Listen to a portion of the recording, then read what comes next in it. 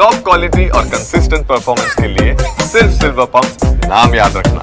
CM ಬದಲಾವಣೆಗಳು ಆ ತರದ್ದು ಕಾಂಗ್ರೆಸ್ ಚರ್ಚೆ ಯಾರು ಹೇಳಿದ್ರು ನಿಮ್ಗೆ 2.5 ವರ್ಷ ಅಶೋಕ್ ಹೇಳಿದ್ರು ಸರ್ ನವೆಂಬರ್ ಅಲ್ಲಿ ಬದಲಾವಣೆ ಆಗುತ್ತೆ ಅವ್ರ ಪಕ್ಷದಲ್ಲೇ ಇವಾಗ ವಿಜಯೇಂದ್ರ ಅಶೋಕ್ ಅವ್ರು ದೆಹಲಿಗೆ ಹೋಗಿದ್ದಲ್ಲ, ಯಾಕೆ ಹೋಗಿದ್ರು?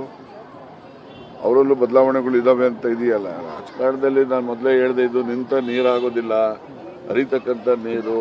ಆ ಹರಿತಕ್ಕಂಥ ಸಂದರ್ಭ ಹಾಗೇನೆ ರಾಜಕೀಯದಲ್ಲೂ ಕೂಡ ಏನೆಲ್ಲ ತೀರ್ಮಾನಗಳಾಗ್ತವೆ, ತೀರ್ಮಾನಗಳನ್ನು ಆಧರಿಸಿ ಮುಂದಿನ ಚಟುವಟಿಕೆಗಳು ನಡೀತವೆ. ಬದಲಾವಣೆ ಸೇರಿದಂತೆ ಆಗುತ್ತಾ ಅಂತ ಸರ್? ಸಿಎಂ ಬದಲಾವಣೆ ಸೇರಿದಂತೆ ಚರ್ಚೆಗಳು ಬದಲಾವಣೆ ಪ್ರಶ್ನೆ ನೀವೆಲ್ಲ ಏನಂದ್ರೆ ಬದಲಾವಣೆ ಇಲ್ಲ ಅಂತ ಹೇಳಿ ಅಥವಾ ಐತೆ ಅಂತ ಹೇಳಿ ಅಂತ ನಿಮ್ ನಿರೀಕ್ಷೆ ಇರ್ಬೋದು.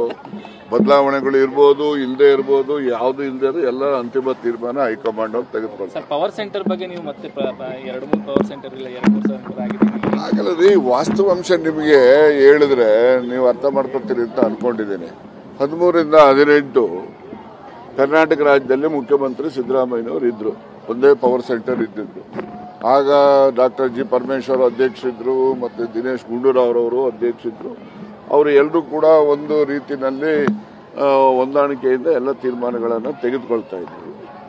ಈಗ ಪವರ್ ಸೆಂಟರು, ಅಧ್ಯಕ್ಷದೊಂದು ಪವರ್ ಸೆಂಟರ್ ಇದೆ, ಇವ್ರದೊಂದು ಪವರ್ ಸೆಂಟರ್ ಇದೆ, ದೆಹಲಿನಲ್ಲೂ ಒಂದು ಪವರ್ ಸೆಂಟರು. ನಮ್ಮನ್ನೆಲ್ಲರೂ ಕೂಡ ಸರಿದಾರಿಗೆ ತಗೊಂಡು ಹೋಗುವಂತ ಕೆಲಸ ದೆಹಲಿಯವರು ಮಾಡ್ತಿರ್ತಾರೆ, ಅದು ಒಂದು ಪವರ್ ಸೆಂಟರ್.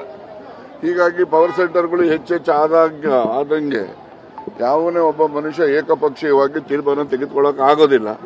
ಆ ರೀತಿ ಇರೋದ್ರಿಂದ ಎಂಥವ್ರಿಗೂ ಕೂಡ ಕೆಲವೊಮ್ಮೆ ನಿರ್ಧಾರಗಳನ್ನು ತತ್ಕ್ಷಣ ತೆಗೆದುಕೊಳ್ಳೋದಕ್ಕೆ ತೊಂದರೆ ಆಗ್ತದೆ. ಸಿಎಂಗೂ ಕಷ್ಟ ಆಗ್ತಿದೆ ಸರ್.